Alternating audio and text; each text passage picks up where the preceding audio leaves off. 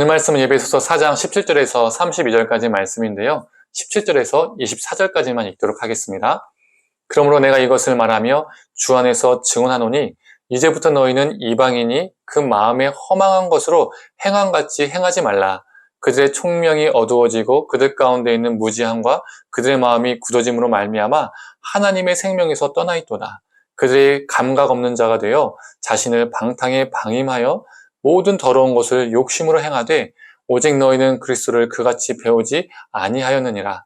진리가 예수 안에 있는 것 같이 너희가 참으로 그에게서 듣고 또한 그 안에서 가르침을 받았을진데 너희는 유혹의 욕심을 따라 썩어져가는 구습을 따르는 옛사람을 벗어버리고 오직 너희의 심령이 새롭게 되어 하나님을 따라 의와 진리의 거룩함으로 지으심을 받은 새 사람을 입으라.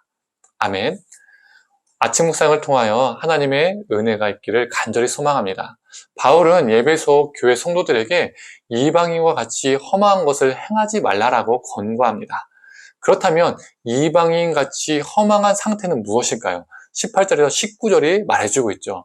총명이 어둡고 마음이 굳어져서 하나님의 생명에서 떠난 상태, 그리고 영적인 감각이 둔해져서 자신을 방탕에 맡기고 탐욕 속에서 모든 더러운 일을 행하는 상태를 말하고 있습니다.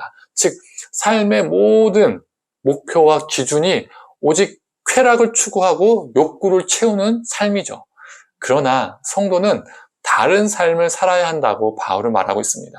성도는 예수를 배우고 예수를 따라가는 사람들입니다. 그래서 성도인 우리가 걸어가야 할 삶은 옛사람을 버리고 새 사람을 입는 삶입니다. 여기서 입다라고 표현이 되어 있죠. 옷을 입는 느낌을 주는 단어입니다. 옷이란 무엇입니까? 몸을 따뜻하게 해주는 역할도 있지만 내가 누구인지 보여주는, 알려주는 역할도 하고 있습니다. 성별, 나이, 취향, 어떤 직업군에 속했는지를 말해주죠. 즉 옷은 그 사람의 정체성을 말해주기도 합니다. 갈라디아서 3장 27절에 이런 말씀이 있죠. 그리스도의 옷을 입으라. 그리스도의 옷을 입은 사람은 새 사람을 입은 존재이고 새 사람을 입은 존재는 그리스도의 옷을 입은 사람입니다. 즉 그리스도로 새롭게 태어난 존재, 그리스도와 연합한 존재가 새 사람이죠. 22절에서 24절은 새 사람은 어떠한 존재인지 어떠한 신분인지를 설명해 줍니다. 첫째, 구습을 따르는 옛사람을 벗어버린 존재. 둘째, 심령이 새롭게 된 존재.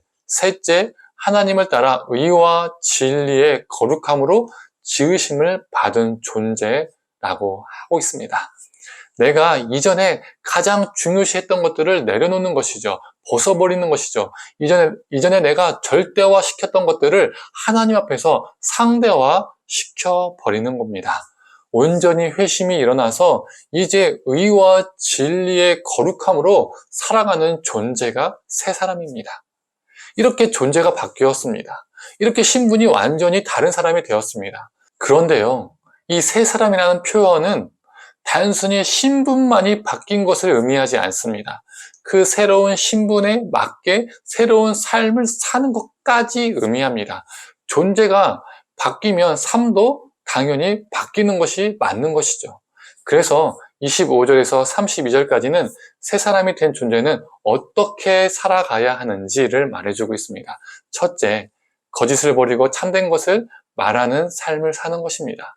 우리 성도들은요, 진실된 삶을 살아야 합니다. 둘째, 분을 내더라도 죄를 짓는 데까지 이르지 않고 마귀에게 틈을 주지 말아야 합니다.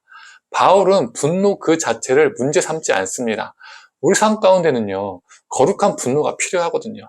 하나님이 분노하시는 일에 우리도 분노할 줄 알아야 합니다. 그런데 아무 때나 분노하고 그 분노를 참지 못하면요, 죄를 짓는 데까지 나아가죠. 결국 마귀의 유혹에 넘어지게 됩니다. 셋째, 도둑질 같은 불의한 일로 돈을 벌어서 타인에게 피해를 주는 것이 아니라 부지런히 일하여 가난한 사람들을 구제하는 삶을 살아야 합니다. 우리 하나님은 우리의 노동이 탐욕에 물든, 불의에 물든 노동이 아니라 거룩한 노동이 되기를 원하십니다. 넷째, 성도는 더러운 말이 아니라 우리 입술에서 덕을 세우는 선한 말, 은혜를 끼치는 말을 하며 살아야 합니다. 우리 믿는 자들 안에서 어떤 주제에 대화를 하며 사는지를 우리가 점검하면서 살 필요가 있습니다.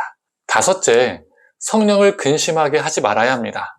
우리가 예수를 믿는다고 말은 하지만 여전히 옛사람의 모습으로 살아간다면 그것이 성령을 고통스럽게 하고 근심하게 만드는 것이죠.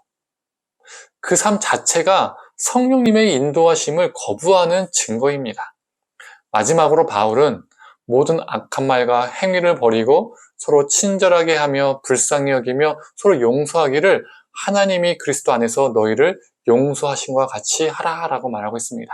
친절, 긍휼, 용서, 이 모두 우리 성도들이 지녀야 할 덕목들입니다.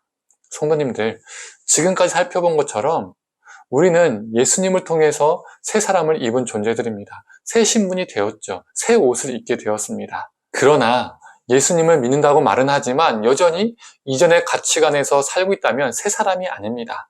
거룩한 척하면서 속으로는 온갖 욕심으로 불법을 행하고 진리를 떠난 사람은 새 사람이 아닙니다. 성도님들, 새 사람을 입은 존재로서 새로운 삶을 살아내는 저와 성도님 되기를 간절히 소망합니다. 함께 기도하겠습니다.